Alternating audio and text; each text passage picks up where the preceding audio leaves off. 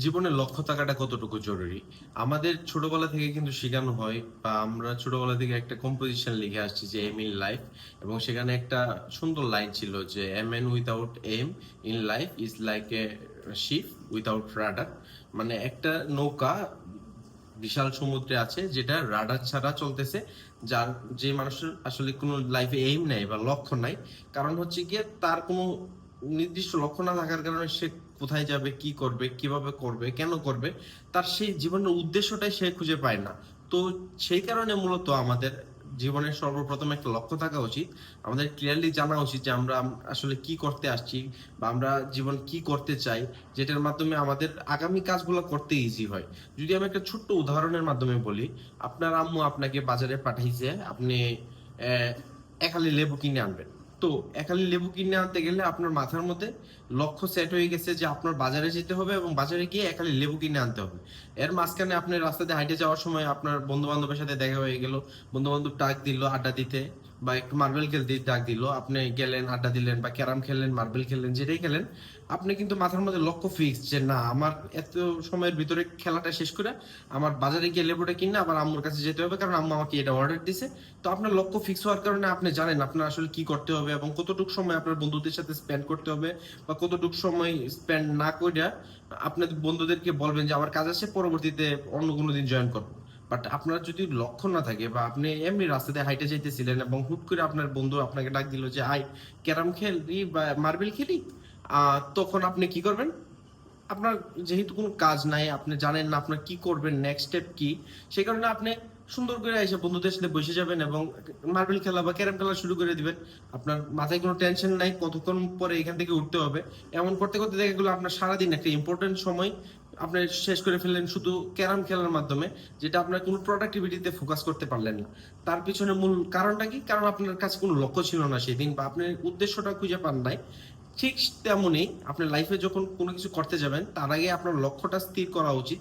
আপনার যদি লাইফে লক্ষ্য না থাকে বা জীবনের উদ্দেশ্যটা আপনি না জানেন যে আপনি আসলে কি করতেছেন, কেন করতেছেন, কার জন্য করতেছেন, তো আপনি যখন কাজ করতে যাবেন তখন আপনি আসলে কর্মক্ষেত্রে হারায় যাবেন। দেখবেন যে আপনি কনসিস্টেন্সি বা যে কনসেন্ট্রেশন সেটা ধরে রাখতে পারবেন না। তার পিছনে মূল কারণ হচ্ছে আপনি জানেন না আসলে আপনার কোন পর্যন্ত পৌঁছাতে হবে এবং সে পর্যন্ত পৌঁছানোর জন্য কতটুকু কাজ করতে হবে। তো আপনি যখন আপনার মাথার মধ্যে লক্ষ্য স্থির যে আমার আগামী 4 বছরের মধ্যে একটা ব্যবসা শুরু করতে হবে, তো আপনার ফার্স্ট স্টেপ কি হবে? আমার ব্যবসার নলেজ নিতে হবে। তো ব্যবসার শুধু নলেজ নিলে হবে না, পাশাপাশি একটা মূলধনের বিষয় থাকে। মূলধনটা কোত্থেকে আসবে? মূলধনটা আনার জন্য ফার্স্টে হইতে পারে যে আপনি জব করলেন বা কোনো একটা জায়গা বিক্রি করলেন বা কোনো জায়গা থেকে লোন নিলেন। সেই সময়টা আপনি কিন্তু আগে থেকে প্ল্যান করতে হবে এবং ম্যাক্সিমাম সময় দেখা যায় যে যেহেতু আমরা একটা মিডল ক্লাস ব্যাকগ্রাউন্ড থেকে বিলংস করি, তো আমাদের ফার্স্টেই বিজনেসের জন্য সেই রকম অ্যামাউন্টটা থাকে না। তো সেই অ্যামাউন্টটা জোগাড় করার জন্য আপনার আগে বিজনেস করতে হবে বা বিজনেসের জন্য যে অ্যামাউন্টটা দরকার সেটার জন্য আগে একটা জব করতে হবে। তো জবটা করতে হলে আপনার আগে জবে ঢোকার পরে আপনার সেই লক্ষ্যটা স্থির থাকার কারণে আপনি আস্তে আস্তে আর্নিংস থেকে একটা অ্যামাউন্ট সরায় রাখবেন, যেটার মাধ্যমে আপনি পরবর্তীতে ইনভেস্টমেন্টের জন্য একটা মূলধন জোগাড় করতে পারেন এবং বাকি টাকাটা খরচ করবেন। বাট যদি আপনার মাথায় তখন লক্ষ্যটা না থাকে যে আপনি আসলে একটা মূলধন দরকার বা আপনার 4 বছর পরে একটা ব্যবসার জন্য মূলধন দরকার, সেই লক্ষ্যটা যদি স্থির না থাকতো, আপনি কোনো কারণে যদি জবে ঢুকতেনও, আপনি কিন্তু সেই টাকাটা জমাইতেন না। আপনি মাসে শেষে 30,000 টাকা পাইতেছেন, আপনি 30,000 টাকায় খরচ করে ফেলতেছেন। হইতে পারে একটা এক্সপেন্সিভ জায়গায় যেতেছেন, কিছু একটা শপিং করতেছেন। সেই কারণেই মূলত মানুষ যখন লক্ষ্যহীন হয়ে যায় তখন তারা আসলে জানে না জীবনের উদ্দেশ্য কি, জীবনে কি করা উচিত, কোন স্টেপটা নেক্সট হওয়া উচিত। সেই বিষয়গুলো আমাদের যত ডিপলি ধারণা নিতে হবে, সেইগুলা নেওয়ার পিছনে সবচেয়ে বড় যেই মাস্টার মাইন্ড বা যেই সবচেয়ে বড় কার্যকরী জিনিসটা, সেটাই হচ্ছে মূলত লক্ষ্য। আপনি যদি লাইফে সাকসেস হইতে চান বা আগের দিকে যাইতে চান, যেটা আপনাকে অবশ্যই হেল্প করবে যদি একটা প্রপার লক্ষ্য থাকে। তো জীবনে যদি লক্ষ্য স্থির না করতে পারেন এবং আনরিয়েলিস্টিক কিছু ভাবে বসে থাকেন, আপনার লাইফ যেখান থেকে ভাবছিলেন সেখানে এসে থেমে যাবে, নতুন কিছু আর খুঁজে পাবেন না।